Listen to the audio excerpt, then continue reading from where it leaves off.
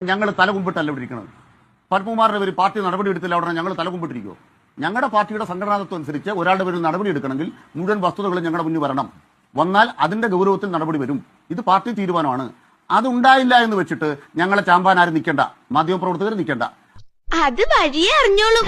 കള്ളന്മാരെ സോണിയാഗാന്ധിയുടെ വീട്ടിൽ കൊണ്ടുപോയി ശബരിമല അയ്യപ്പ പൂജ ചെയ്ത് അങ്ങയുടെ പാർട്ടിയുടെ ജില്ലാ കമ്മിറ്റി അംഗം അകത്ത് കിടക്കുക, പല കോടതികളിൽ പോയി ജാമ്യമില്ല തള്ളി പോവാണ്, കോൺസ്പിറസിയിൽ പങ്കുണ്ട് എന്ന് SIT പറയുകയാണ്.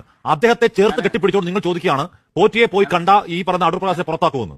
എന്തൊരു വാദമാണ് ശ്രീ അനിൽകുമാർ. അങ്ങക്ക് ബോധ്യം ഉണ്ടാവുന്നുണ്ടോ അങ്ങ് ഉന്നയിക്കുന്ന വാദത്തിന്റെ പൊള്ളത്തരം? ഇവൻ പൊട്ടനാണ് മുതലാളി. അപ്പൊ ഒരു കാര്യം പറയാം.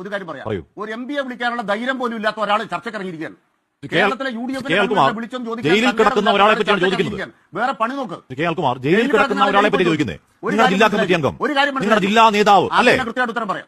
അയാൾക്കെതിരെ ഒരു നടപടി എടുക്കുമെന്ന് പറയാനുള്ള ഒരു ആർജവും ഇല്ലാത്ത അനിൽകുമാർ എന്റെ ധൈര്യത്തെ ചോദ്യം ചെയ്യുന്നോ?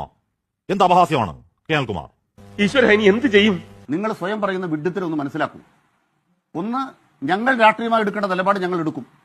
അത് പാർട്ടി സെക്രട്ടറി വ്യക്തമാക്കിയിട്ടുണ്ട്. അതിനെക്കുറിച്ച് നിങ്ങളൊരു കളവ് പറഞ്ഞ ആളാണ്.